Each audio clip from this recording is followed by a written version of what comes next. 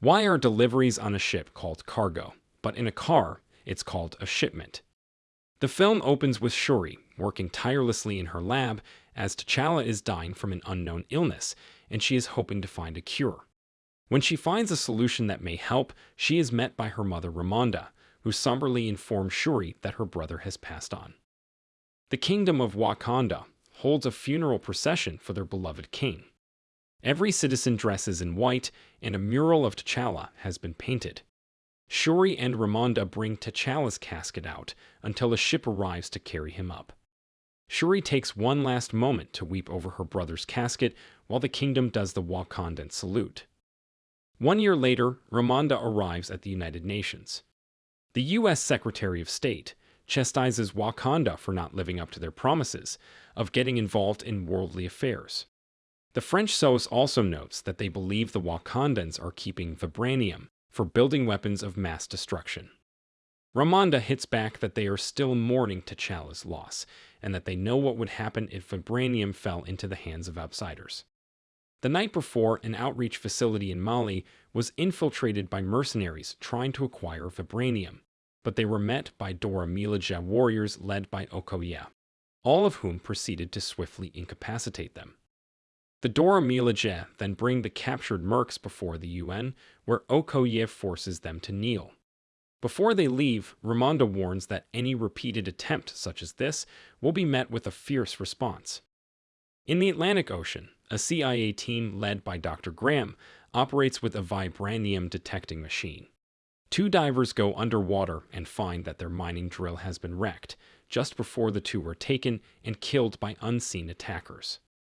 Moments later, a tribe of blue-skinned people, Talokans, emerge and proceed to attack the ship, killing the people on board.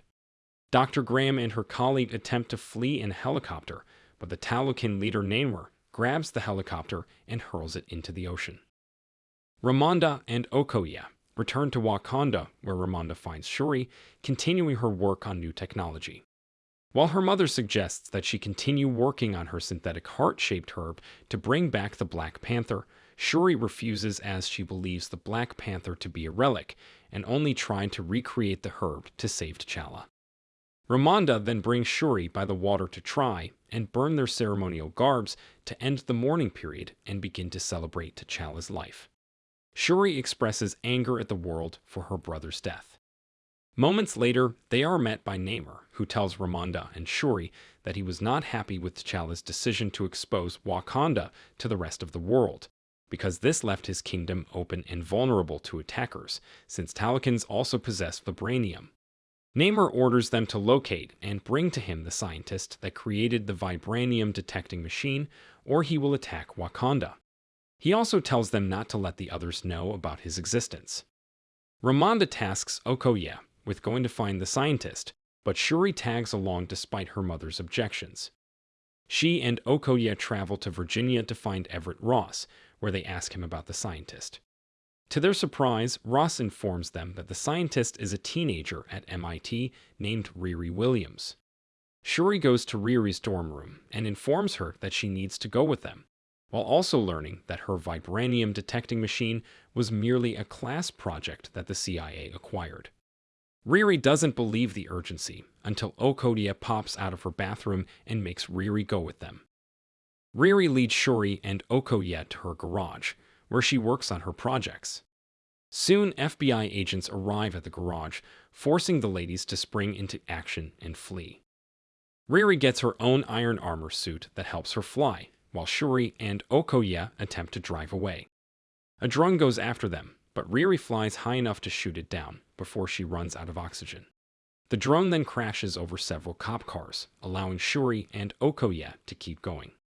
Unfortunately, they are stopped when the Talokans corner them on a bridge and throw a water bomb at them, causing Shuri to lose consciousness. Riri also crashes upon the scene, and the Talokans attempt to capture her, but Okoye engages in battle with them, seemingly killing 3 soldiers before facing the General Attuma. He nearly kills her with her own spear until she shocks it out of his hands, and the other 3 Talokans rise unharmed. When Okoye attempts to continue fighting, she is knocked off the bridge. Shuri regains consciousness and tells the Talokans to take her with them, so they take her and Riri. Ross goes to the crime scene on the bridge the next day, where he is met by Contessa Valentina, the Fontaine, as she is now director of the CIA, and also Ross's ex-wife. Ross locates Shuri's Kimoyo beads, and secretly takes them with him. Okoye returns to Wakanda before the council to ask Ramonda to lead a team underwater to find Shuri, but for her failure in keeping Shuri safe, Ramonda strips Okoye of her rank as general and of her position as Dora Milaje. Ramonda goes to Shuri's lab and asks her AI Griot to track Shuri's beads. She gets in touch with Ross, who secretly speaks to her behind Val's back. He tells Ramonda that the CIA believes Wakanda is responsible for the attack on the mining ship, but Ramonda cannot tell him much about Namor's involvement. Ramonda goes to Haiti, where she finds Nakia, working at a school ever since the blip. While she and Ramonda are happy to see each other, Ramonda notes Nakia was absent from T'Challa's funeral. Nakia tells her that she couldn't bear to think of it as being the end of his life, even though Ramonda reminds her that for Wakandans, death is never the end. She asks Nakia for help in rescuing Shuri. Nakia goes to speak to a local village woman in the Yucatan Peninsula as she has seen Namor and describes his legend as Kukulkan, or the feathered serpent god. Down in Talokan, Shuri is given traditional garbs to wear before meeting with Namor. He begins to tell her his backstory. In 1571, his mother was part of a village that had been plagued by smallpox after the arrival of Spanish conquistadors. The people turned to the god Chak for salvation. They found a blue material underwater that they ingested to cure them of their ailments, but while it removed their sicknesses, it turned their skin blue and forced them underwater since they could no longer breathe air. Namor was born different from the others, with wings on his ankles and the ability to breathe on land and underwater. His mother died heartbroken due to missing her life on the surface, and when he went to bury her, he found the conquistadors raiding and enslaving the villagers. Namor and the Talokans attacked, with one priest referring to Namor as un niño sin amor, a child without love, and that's where he got his name, because he has no love for the surface world. He takes Shuri further and shows her his kingdom, a prosperous and thriving nation, not unlike Wakanda, and he asks Shuri to help protect their kingdoms against the rest of the world. Nakia begins her mission to recover Shuri and Riri. Meanwhile, Ramonda meets with Namor after she speaks to Ross, who informed her that the CIA is seeking to take action against Wakanda for the mining ship attack. When she tells Namor to accept responsibility for it, he warns Ramonda about taking retaliatory action against the Wakandans if they threaten Talokan's exposure. Nakia makes her way underwater and neutralizes Namor's cousin Namora before she can attack Shuri. Another Talokan warrior grabs Shuri, but Nakia hits her with a fatal sonic blast. She escapes with Shuri and Riri, but Namor finds the warrior as she dies, taking it as an attack on Wakanda's part, so he leads his warriors to strike back. In the city, Nakia reunites with Okoye, but they soon see the area flooding, before they realize they are under attack. The Talokans begin to water-bomb the city, flooding the places and destroying buildings. M'Baku leads his Jabari warriors in battle, while Shuri attempts to fight back with her tech. Namor makes it to the palace and water-bombs it heavily, causing Ramonda and Riri to sink. Namor orders Shuri to join them in the attack against the surface world, or Wakanda will be completely destroyed. Ramonda manages to pull Riri to the surface, but they are both unconscious. The Dora Milaje manage to revive Riri, but Ramonda is gone. A funeral is held for Ramonda. M'Baku attempts to console Shuri and offer counsel, as T'Challa requested of him, but she is mourning the loss of her whole family. Meanwhile, Val has Ross arrested, after learning he was talking to Ramonda in secret.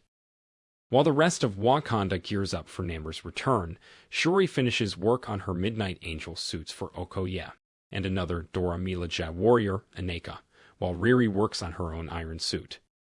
Shuri finds that the bracelet that Namor gave her contains a material that the Talokans use to live underwater, which she mixes with T'Challa's DNA to successfully create a synthetic heart-shaped herb. With Nakia and Okoye, Shuri ingests the herb and goes into the ancestral plane, hoping to see Ramonda to give her guidance. Instead, she is met by an unwanted presence, Killmonger. He explains that she sees him because she is being driven by her desire for revenge against Namor for her mother's death and her anger over her brother's death, stating that she is just like him. Killmonger also says T'Challa was too noble and would have also chosen to spare Namor like he did Zemo after his father was killed. When Shuri wakes up, she is unable to tell Nakia that she saw Killmonger and feels that her mother and brother abandoned her. However, she knows it is now up to her to lead the kingdom in battle, so she goes to find her own helmet.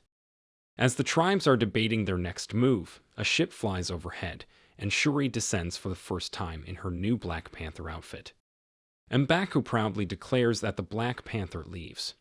Shuri then gives everyone a speech about what they have to do next. Shuri and Riri come up with a plan for drawing Namor toward a dry area, to weaken him so he may be defeated.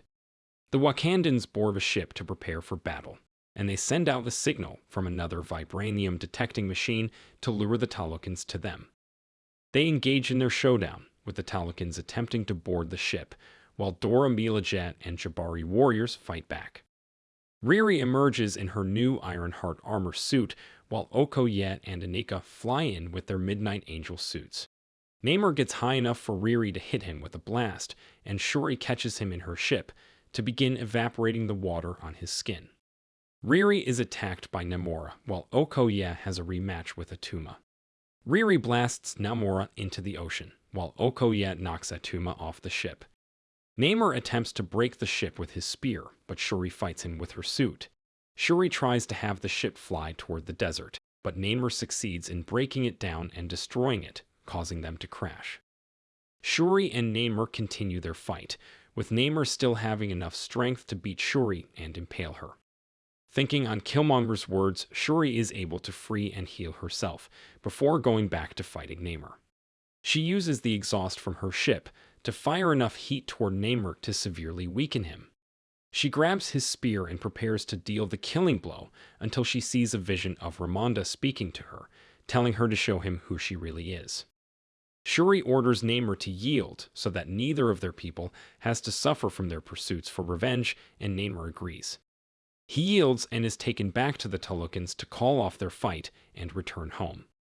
In the aftermath, Shuri sends Riri home back to Boston, but tells her she has to leave her suit there, for fear that the U.S. will resume quarrels with Wakanda. She does present Riri with a car that belonged to her father, now fixed up. Back in Talokan, Namor speaks to Namor and tells her it was necessary to ally themselves with Wakanda since they have no other allies to protect them, and this will work in their own favor. Meanwhile, Okoye goes to break out Ross from captivity. Shuri travels to Haiti to meet with Nakia by a beach, as she says there is one thing she needs to do.